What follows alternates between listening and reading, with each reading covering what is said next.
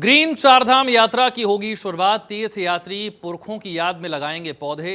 Single use plastic का इस्तेमाल न करने के निर्देश दिए गए हैं। 30 अप्रैल से चारधाम की यात्रा शुरू हो रही है। पर्यावरण संरक्षण का संदेश दिया जाएगा। यात्रा के दौरान स्वच्छता का भी खास संदेश दिया जाएगा। इस साल की चारधाम यात्रा को पर्यावरण संरक्षण और स्वच्छता से जोड़ने के लिए ग्रीन चारधाम यात्रा अभियान शुरू किया जाएगा। मुख्यमंत्री धामी ने निर्देश दिए हैं कि यात्रा पर आने वाले श्रद्धालुओं को अपने पुरखों की याद में पौधे लगाने के लिए प्रेरित किया जाए। साथ ही चार धामों में सिंगल यूज प्लास्टिक का इस्तेमाल रोकने के लिए विशेष प्रचार प्रसार किया जाए। सीएम धामी ने 30 अप्रैल से शुरू होने वाली चारधाम यात्रा की तैयारियों की समीक्षा बैठक की है। उन्होंने अधिकारियों को निर्देश दिए हैं कि मार्च में विभागीय सचिव और वरिष्ठ पुलिस अधिकारी स्थलीय निरीक्षण करें और ये सुनिश्चित करें कि यात्रा मार्गों पर सभी सुविधाएं पूरी हों। यात्रा के दौरान पर्यावरण संरक्षण और स्वच्छता का संदेश भी दिया जाएगा। 30 अप्रैल से चारधाम की यात्रा शुरू हो रही है। पर्यावरण संरक्षण का इसमें संदेश दिया जाएगा।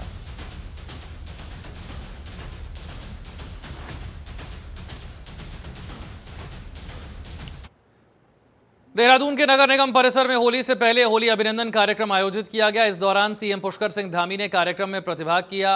लोगों ने सीएम धामी का भव्य स्वागत किया। होली अभिनंदन कार्यक्रम में पहुंचे सीएम धामी ने कार्यकर्ताओं के साथ खूब होली खेली। इस दौरान मंत्री गणेश जोशी भी मौजूद रहे। दोनों होली के गीतों पर खूब थिरके भी। कार्यक्रम में सीएम पुष्कर सिंह धामी ने लोगों को संबोधित किया। होली मिलन की तस्वीरें भी सोशल मीडिया पर छाई हुई हैं। इस बीच सीएम पुष्कर सिंह धामी का अनोखा अंदाज देखने को मिला। उन्होंने सभी को होली की शुभकामनाएं दी।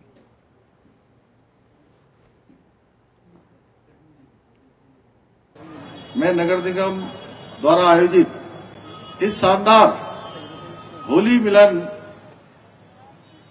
और होली अभिनंदन समारोह में आप सबका स्वागत करता हूं। आप सबको होली की बहुत शुभकामनाएं देता हूं। हर्ष उल्लास, उमंग और रंगों से भरे इस समारोह में आप सबके बीच में आकर मुझे भी अत्यंत प्रसन्नता का अनुभव हो रहा है। बहुत खुशी हो रही है कि आज होली की शुरुआत नगर निगम देहरादून से प्रारंभ हो गई है, जो लगातार अब कई दिनों तक चलेगी।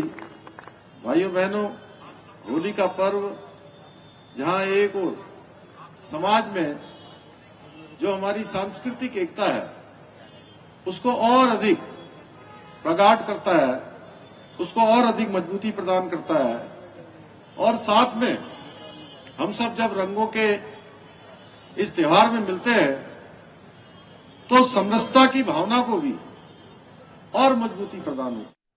उत्तर प्रदेश के इटावा जिले में समाजवादी पार्टी के राष्ट्रीय अध्यक्ष अखिलेश यादव के जरिए केदारनाथ मंदिर की तर्ज पर केदारेश्वर मंदिर का निर्माण कराया गया।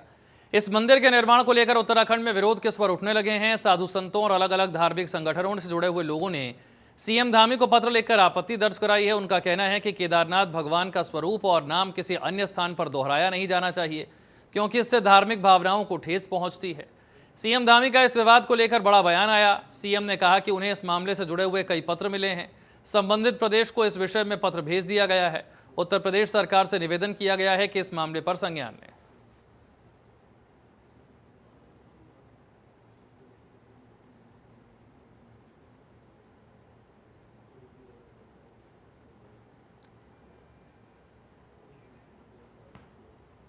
नहीं, अभी जो भी पत्र हम लोगों को दिए गए, हम लोग उस पत्रों को वहाँ की सरकारों को अग्रसातित करेंगे।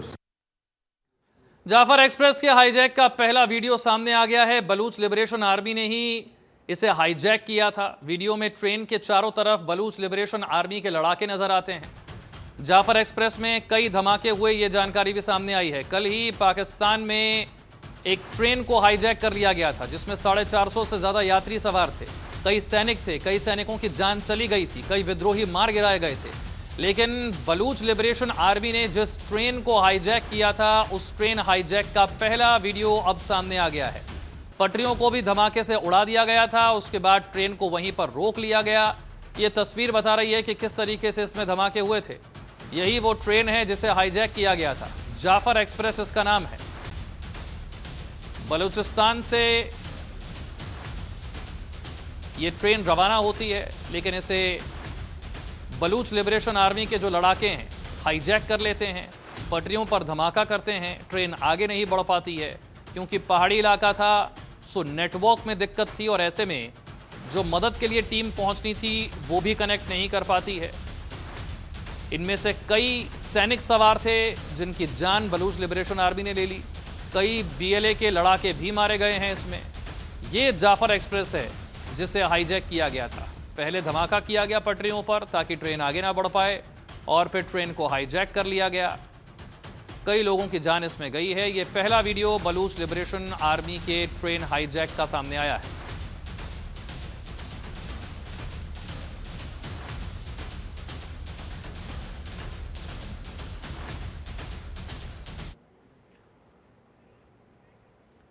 उत्तराखंड की धर्मनगरी हरिद्वार में 2027 में होने वाले कुंभ को लेकर अलग अलग बातें सामने आती हैं। कुछ 2027 में होने वाले हरिद्वार के कुंभ को अर्धकुंभ कहता है।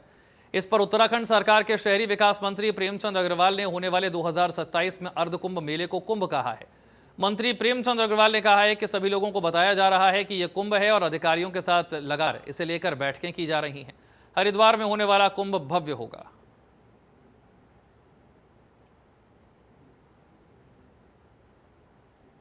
जारी है और अभी क्योंकि हमारा जो एक कुंभ होने वाला 2027 में, इससे पहले की प्राथमिक बैठकें अन्य को बैठकें होनी है। ये सारी बैठकें क्योंकि अभी तो 2025 है, 2027 और 25 के बीच में लगभग 2 साल का हमारे पास समय है। संतों पूजनीय संतों से भी हम मिलेंगे, सभी अखाड़ों से हम लोग मिलेंगे। माननीय मुख्यमंत्री जी एक प्राथमिक बैठक ले चुके हैं, हम लोग लगातार उन बातचीत कर रहे हैं। मेरी माननीय मुख्यमंत्री से भी चर्चा हुई है और अनेकों बार जब भी हमें मौका मिलेगा, जहां भी कोई सुधार की आवश्यकता होती है, कहीं संशोधन की आवश्यकता होती है, जो संबंधित हितधारक हैं, स्टेक होल्डर्स हैं, पूज्य संतगण हैं, सभी से हम चर्चा करेंगे। तत्पश्चात हम चारधाम यात्रा में आने वाले वाहन चालकों को अब ग्रीन कार्ड के बिना एंट्री नहीं मिलेगी। इस बार ऑनलाइन बुकिंग व्यवस्था को और भी सुगम बना दिया गया है। देहरादून आरटीओ सुनील शर्मा ने बताया है कि चारधाम यात्रा के लिए 1 महीने पहले ही ग्रीन कार्ड जारी किए जाएंगे। पीली प्लेट की जितनी भी गाड़ियां हैं उनके लिए ग्रीन कार्ड बनाना जरूरी होगा, चाहे वो प्रदेश की हों या बाहरी हों। बसों के संचालन के लिए यूनियन से बातचीत कर रोटेशन सिस्टम लागू किया गया है।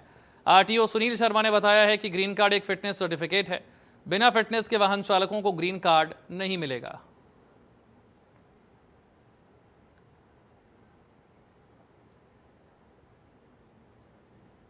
देखिए, चारधाम यात्रा में कोई भी कॉमर्शियल वाहन जाता है जो पीली प्लेट का वाहन है, चाहे वो बस हो, चाहे वो टैक्सी हो, मैक्सी हो, टेम्पो ट्रैवलर हो, चाहे वो उत्तराखंड का हो या उत्तराखंड के बाहर का हो, उसको ग्रीन कार्ड लेना आवश्यक है। ग्रीन कार्ड एक फिटनेस सर्टिफिकेट है, बिना फिटनेस करे हुए ग्रीन कार्ड इशू नहीं होता है। छोटी गाड़ी की 400 रुपये फीस होती है, बड़ी गाड़ी की 600 रुपये फीस होती है। उसकी फिटनेस होने के बाद उसको नैनीताल हाईकोर्ट में उत्तराखंड के लोकायुक्त की नियुक्ति को लेकर दायर जनहित याचिका पर सुनवाई हुई है। राज्य सरकार ने हाईकोर्ट में हलफनामा दाखिल कर बताया कि लोकायुक्त की नियुक्ति की प्रक्रिया शुरू कर दी गई है और इसके लिए एक कमेटी का गठन किया गया है। सरकार ने यह भी बताया है कि समिति की पहली बैठक 22 फरवरी 2025 को हो चुकी है। हाईकोर्ट ने सरकार को निर्देश दिया है कि अगली सुनवाई तक वो इस मामले में की गई प्रगति की जानकारी दे। अदालत ने 4 सप्ताह बाद इस मामले में अगली सुनवाई जो है वो निर्धारित की है। याचिकाकर्ता ने कहा है कि उत्तराखंड सरकार सालों से लोकायुक्त की नियुक्ति को टाल रही है, जबकि लोकायुक्त कार्यालय के नाम पर हर साल 2 से 3 करोड़ रुपए खर्च हो जाते हैं।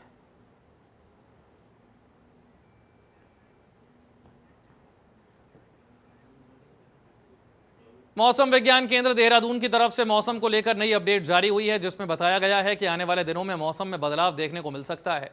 13, 14, 15 मार्च को प्रदेश के कई जिलों में हल्की से मध्यम बारिश देखने को मिल सकती है।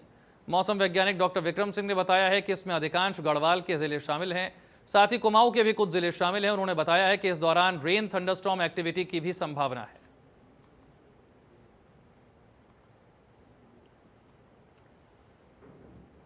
तेरह, 14 और 15 मार्च 13, 14 को जा रहे हैं, जो होली का भी टाइम है 13, 14 तारीख में, तो आपको कुछ जगहों तक में जो है प्रदेश में बारिश देखने को मिलेगी। बल्कि ये कहूँगा कि जैसे गढ़वाल रीजन है तो उसमें अनेक जगहों तक, और अंदर के हमारे डिस्ट्रिक्ट उनमें अनेक जगहों तक, बाकी जो कुमाऊं रीजन में आप कह सकते हैं कुछ जगहों तक में वहाँ पर भी मिलेगी।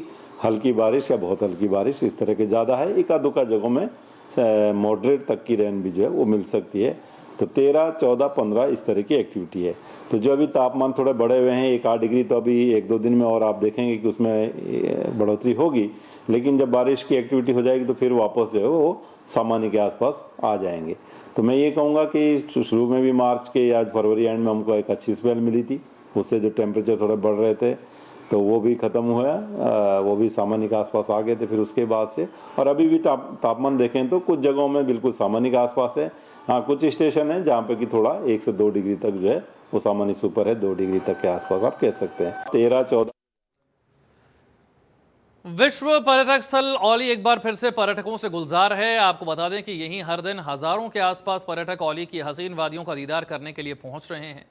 अभी भी औली की हसीन वादियों में कई फीट की बर्फ की चादर बिछी हुई है, जिसका आनंद यहां पर पहुंचने वाले टूरिस्ट ले रहे हैं। बड़ी बात यह है कि आजकल औली में मौसम भी खुशनुमा है। चटक धूप के साथ पर्यटक बर्फ के साथ मस्ती करते हुए नजर आते हैं। औली की ये तस्वीर है जहां पर बर्फ की सफ़ेद चादर बिछी हुई है और इसी बर्फबारी के लिए पर्यटक यहां पर बड़ी संख्या में पहुंच रहे हैं और ये टूरिस्ट यहां पहुंचकर औली में हुई इस बर्फबारी का आनंद ले रहे हैं। उत्तराखंड में बड़े टूरिस्ट स्पॉट में से एक औली भी है, जहां बिछी हुई बर्फ की ये सफ़ेद चादर पर्यटकों को अपनी तरफ खींच रही है।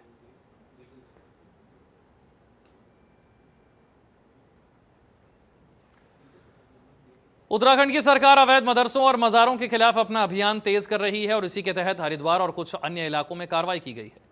इससे कब्जेदारों में हड़कंप मचा है। हरिद्वार जिले में अवैध मज़ार के खिलाफ सिंचाई विभाग ने सख्त रुख अपना लिया है। सिंचाई विभाग की जमीन पर बनाई गई अवैध मज़ार को 10 दिन का अल्टीमेटम दिया गया है। अगर 10 दिनों में नोटिस का उचित जवाब नहीं दिया गया तो बुलडोजर चलना तय है। सिंचाई विभाग की जमीन से अवैध मज़ार हटाई जाने की तैयारी है।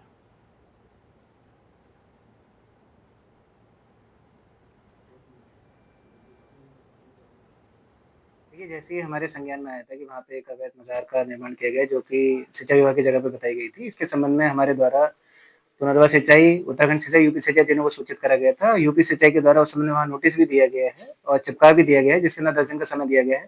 तो जैसे ही नोटिस का पीरियड खत्म होता है, वहाँ पे जितनी पर्याप्त पुलिस मात्रा की आवश्यकता होगी उस हिसाब से वहाँ पे कार्रवाई कर दी जाएगी। सर, नोटिस देने के बाद देखिए, अभी इस तरह का कोई विवाद संज्ञान में नहीं आया है और इसमें विभागीय कार्रवाई क्योंकि शुरू हो चुकी है, तो जैसे भी नोटिस पीरियड खत्म होता है तो उसको जो भी अवैध मज़ार है उसको हटा दिया। देखिए, ये तो एक निरंतर कार्रवाई है। अवैध कब्जे होते रहते हैं बहुत सारी हमारी जगह, क्योंकि ये मेला क्षेत्र है। यहाँ पे बहुत सारी जगह हमारी खाली है, सिंचाई विभाग की, उत्तर प्रदेश की हो या उत्तराखंड की हो, कई जगह हमारी खाली रहती है।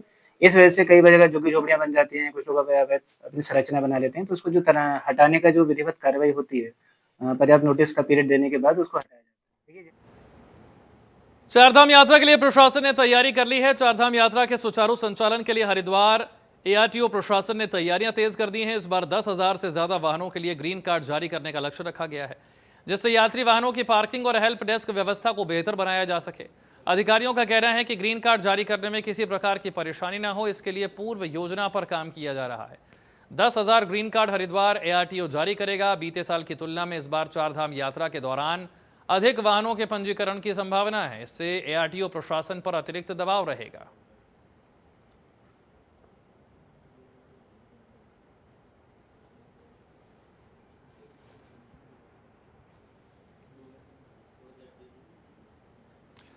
हरिद्वार रोडवेज की ओर से होली पर बस यात्रियों की भीड़ बढ़ने के चलते एक्स्ट्रा बसें चलाई जा रही हैं।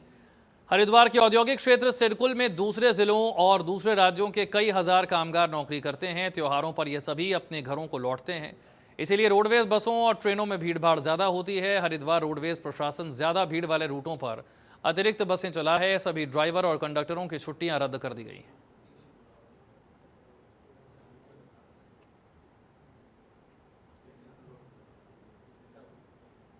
भीड़ भाड़ से निपटने के लिए बसों के फेरे बढ़ाए जा रहे हैं।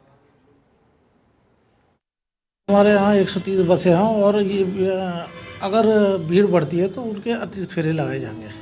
होली के पर्व के बारे में मैं आपको बता दूं, सभी बसों पे क्रू की व्यवस्था है और सभी क्रू की छुट्टियां निरस्त कर दी गई है तथा प्रोत्साहन योजना के चलते हुए क्रू में भी काफ़ी उत्साह है होली पर्व को लेके। देखिए, अतिरिक्त बसें जो है यात्रियों को देखते हुए लगाई जाती है। जितना और जिस मार्ग का यात्री होगा उधर अतिरिक्त भेजी जाएंगी। और इस समय जो होता है दिल्ली है, हल्द्वानी और बरेली, मुरादाबाद, ये रूट है। अल्मोड़ा में जिला प्रशासन की तरफ से आयोजित होली उत्सव का समापन हो गया है। कुमाऊं के तमाम जिलों से पहुंचे होलियारों ने होली में समा बांध दिया।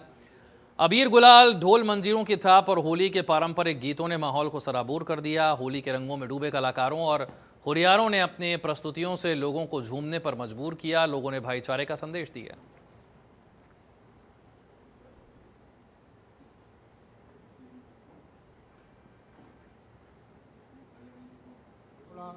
जो प्रदेश की सांस्कृतिक राजधानी है, कुमाऊं की सांस्कृतिक राजधानी है और शुरू से अपने सांस्कृतिक कार्यक्रमों के लिए प्रसिद्ध रहा है, इसको हम लोगों ने पर्यटन से जोड़ने का प्रयास किया।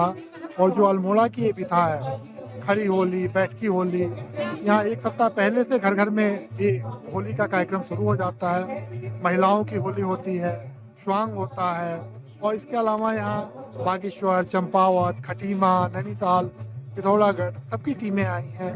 तो जो अल्मोड़ा का सांस्कृतिक स्वरूप है निखर के आ रहा है और निश्चित तौर पे आने वाले समय में होली महोत्सव और दशहरा महोत्सव अल्मोड़ा की मुख्य पहचान के रूप में पुनः उभर के आएंगे।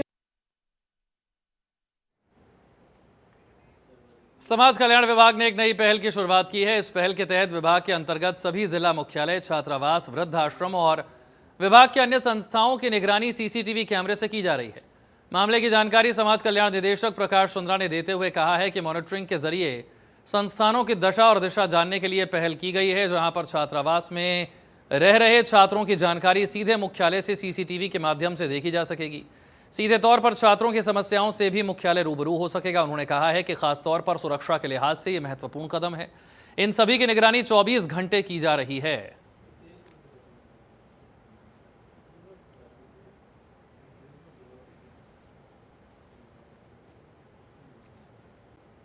छात्रावास नहीं, सचिव साहब का हमारा एकदम क्लियर कट मैंडेट है और ऐसा होना भी चाहिए कि हम अपने समाज कल्याण विभाग के सभी जो संगठन हैं, जैसे जिला स्तर में जो हमारे समाज कल्याण के ऑफिसेज हैं, हमारे छात्रावास हैं, वृद्धावस्था और दिव्यांग कर्मशालाएँ हैं और जो भी और हमारी संस्थाएँ हैं, इन सभी में ट्रांसपेरेंट एडमिनिस्ट्रेशन चाहते हैं और वहाँ पर छात्र हैं, जैसे हमारे ओल्ड एज हैं, इनको किस तरह से वहाँ रखा जा रहा है, इसका हमने एक निगरानी तंत्र इसमें विकसित किया है। और हमारा जो डायरेक्टरेट है और आईटी सेल है, उसमें इसकी एक्सेस आ गई है। अब अभी हमने एक युद्ध स्तर पर काम करते हुए वेरिफिकेशन किया था और करीब 4 दिन में ही सचिव साहब के निर्देशन में करीब 50,000 छात्रों का वेरिफिकेशन किया था और हमने देखा कि हमारे जो टीमें हैं। पंचम केदार कल्पेश्वर महादेव मंदिर समेत 20 गांवों को जोड़ने वाली दुर्गम घाटी की लाइफलाइन हेलंग उर्गम मोटर मार्ग पर घटिया सामग्री का प्रयोग होने से गुस्साए युवाओं ने पीएमजीएसवाई के अधिकारियों को जमकर खरी खोटी सुनाई। हेलंग उर्गम मोटर पर 14 करोड़ की लागत से सड़क का सुधारीकरण होना है, जो कि मार्च में पूरा होना है। युवाओं के साथ पीएमजीएसवाई के अधिकारियों ने पूरी सड़क का निर्माण निरीक्षण किया, जिसमें भारी अनियमितताएं पाई गई। पीएमजीएसवाई के घटिया निर्माण के कारण 18 परिवार खतरे की जद में आ गए।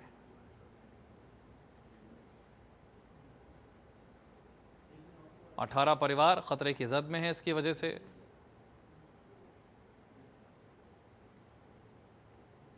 उर्गम मोटर मार्ग पर घटिया सामग्री का इस्तेमाल करने के आरोप हैं।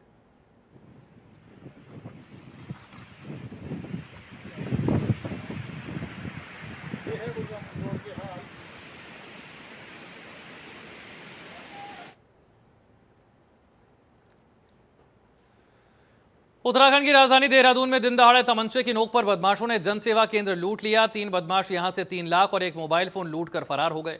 मामला रायपुर क्षेत्र के वाणी विहार का है। लगभग 3 से 4 बजे के बीच 3 बदमाश पाल जन सेवा केंद्र पहुंचे। यहां मौजूद अरुण पाल से बदमाशों ने पहले मारपीट की, फिर उससे 3.5 लाख लूट कर फरार हो गए।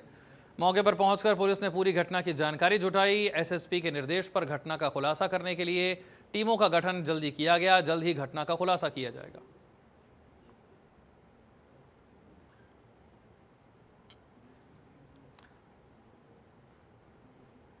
तमंचे के बल पर जनसेवा केंद्र में लूट की गई है। एक जनसेवा केंद्र है वाणी विहार में, वहां से सूचना आई कि 3 अज्ञात लोग आए थे और उन्होंने तमंचे की नोक पर जनसेवा केंद्र से 3.5 लाख रुपए कैश लूट कर भागे हैं। इस घटना की सूचना हमें लगभग 1 घंटे बाद 5 बजे मिली थी और तभी से जो सीसीटीवी फुटेज है और बाकी सारी चीज़ें देखी जा रही हैं। वरिष्ठ पुलिस की निर्देशानुसार इसमें टीमों का गठन भी कर दिया गया है और जो भी इसमें आगे कार्रवाई है उस पर हम काम कर रहे हैं। शहर में आवारा कुत्तों की बढ़ती समस्या गंभीर रूप ले रही है। ताजा मामला क्रिश्चियन कब्रिस्तान के पास का है, जहां आवारा कुत्तों के एक झुंड ने मोटरसाइकिल सवार पर हमला कर दिया। इस हमले में युवक गंभीर रूप से घायल हो गया और सड़क पर गिर पड़ा। स्थानीय लोगों ने तत्परता दिखाते हुए उसे अस्पताल पहुंचाया। चिकित्सकों ने उसके चेहरे पर गंभीर चोटें आने की पुष्टि की है। हाल के दिनों में कुत्तों का आतंक बढ़ा है। स्थानीय निवासियों ने नगर निगम से इस बढ़ती समस्या पर जल्द कार्रवाई की मांग की है, लेकिन अब तक प्रशासन की तरफ से कोई ठोस कदम नहीं उठाया गया है।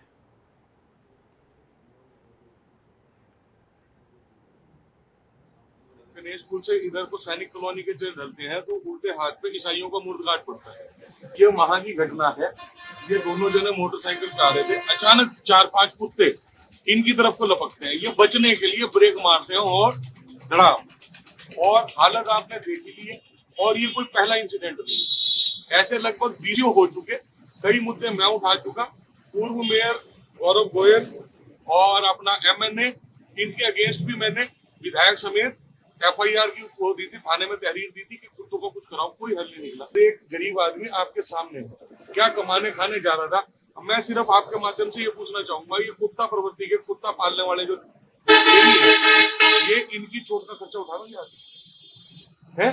अगर भाई ये सारे कुत्ते तुम्हें इतने प्यारे लग रहे तो घर में घेर में अपने पालो ना, दूसरी माओं के बच्चे क्यों जाया करवाने पर तुले हुए। तो मेरा आपके चैनल के माध्यम से जो मेयर साहब हैं, हमारी अनीता मैडम मेयर, विधायक जी, आपके सख्त मेरी आप उनसे रिक्वेस्ट है कि सख्त निर्देश देते हुए कोई भी कुत्ता प्रेमी है तो उसके घर में कुत्ते छोड़ दो जी, हम आपके साथ हैं और छुड़वाने तक। गंगनहर थाना है ना, उससे सड़क पार करके जो सीधे जाते हैं वहाँ मंदिर पड़ता है, फौजी नहर के किनारे ठीक में ही हुआ है सामने। तो आप दोनों वहाँ जा रहे थे? कूड़ेदान से आगे जाकर। अच्छा, तो कुत्तों ने हमला कर दिया? कुत्ता आगे आ गया था, बस गाड़ी पे जा रहे थे हम फेरी करने। अच्छा।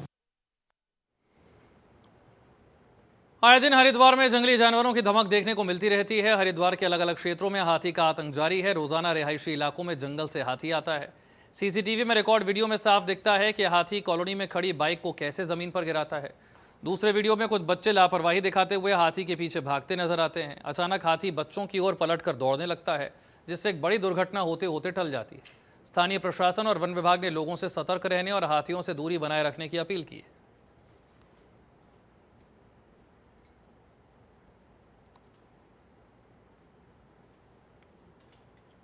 पीछे रहो बच्चों।